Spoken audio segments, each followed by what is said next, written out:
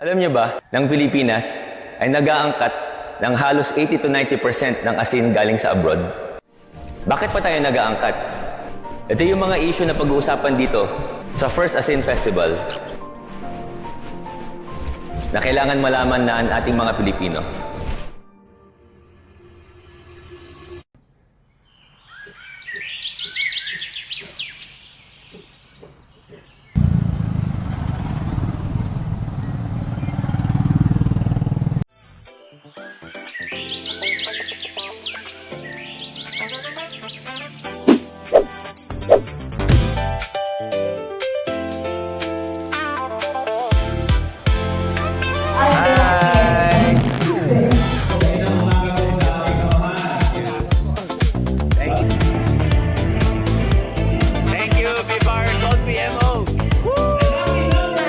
Nandito kami sa First Asin Festival sa Magsaysay, Mindoro.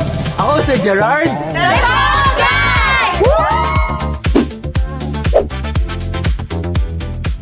Alam mo, ang bayan ng Magsaysay ay nag-aasin since baka hindi pa nga ako pinapanganak eh. Napanood mo kanina sa yung video presentation, yung isang matanda, nag-aasin sila dito since 1970. I was born na 1969. Kaya ang mga mag-aasin namin dito talagang experience kung paano magtasik sa paalatan, kung paano kumayod ng asin. Kaya naano namin yung quality. Ngayon at this time, April, ang quality ngayon talagang perfect na. Puro white na ang salt namin.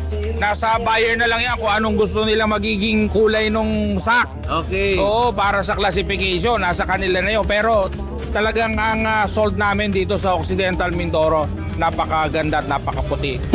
Ito po, halos ano naman sir, sa akin naman parang pare-pares naman yung way ng pagpuproduce natin dito sa Pilipinas, katulad sa Mindoro, in Pangasinan. Pero kami dito sa side namin sa Mindoro, sinisigurado namin na yung pinoproduce na asin ay malinis, magandang quality, para po yung ating mga market, ating dinadalhan ay masatisfy po yung kanilang mga pangangailangan naman. Doon kanila, at saka yung makapag-produce tayo ng maraming asin para yung requirement nila is ma-provide natin. Yes sir, dahil na nakikita naman natin na talagang we assume already the responsibility eh. Though there is no official proclamation yet, but data, realities would tell us na kami na ang may malawak na area. Kami na ang may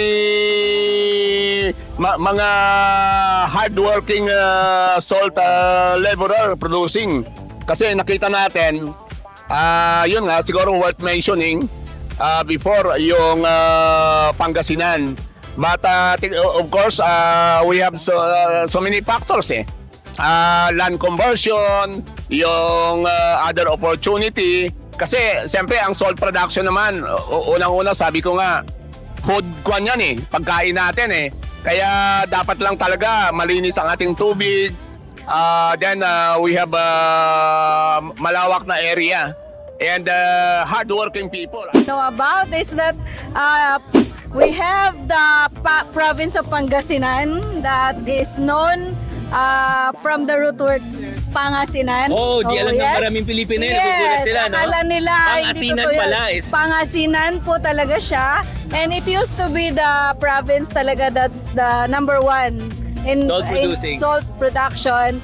Unfortunately, naungusan na kami ng Occidental Mindoro.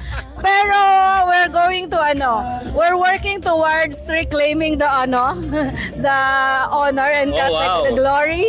But more on kami talaga sir, on improving production technologies as well as improving market access ng ating mga stakeholders sa ngayon. First of all, lahat ng bagay na galing sa dagat is na napakahalaga po, no? At very valuable. So sea salt is better than Himalayan pink salt, because of various nutritions that we obtain from our marine waters, mga minerals at yung iba pang mga nutrients na nanggagaling po sa ating marine products na napapasama po dito sa ating sa seawater na nagiging raw materials natin for the production of sea salt. So far siguro yung sinasabi nating world class, ma-attain natin yan by 2040. Kasi ngayon, nasa stage pa lang tayo ng, ang batas kasi nasa that was enacted on March 11, 2024. So during that period, wala pang naatasan na focal at nag-assume ako na that was July, no? July 2024. So parang ang dami pang pinag-aralan kasi considering wala pang oversight agencies na assign dito sa ASIN. And hopefully with the intervention and support ng BFAR management, hopefully magiging ma-achieve natin yan by yung ating kasing short term na sa hanggang 2020 and 2030 pa. Yes, sir.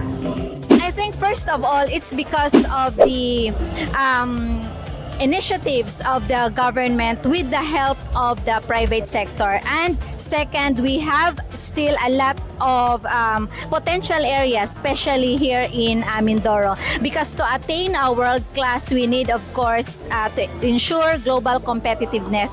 We need to ensure the volume and the quality. And I think it's attainable with the help of you from the private sector, from the academe for the technologies, and for the other government agencies for the intervention, and of course for the management, for the top management, for the council, for their continued support, both financially and of course technical support.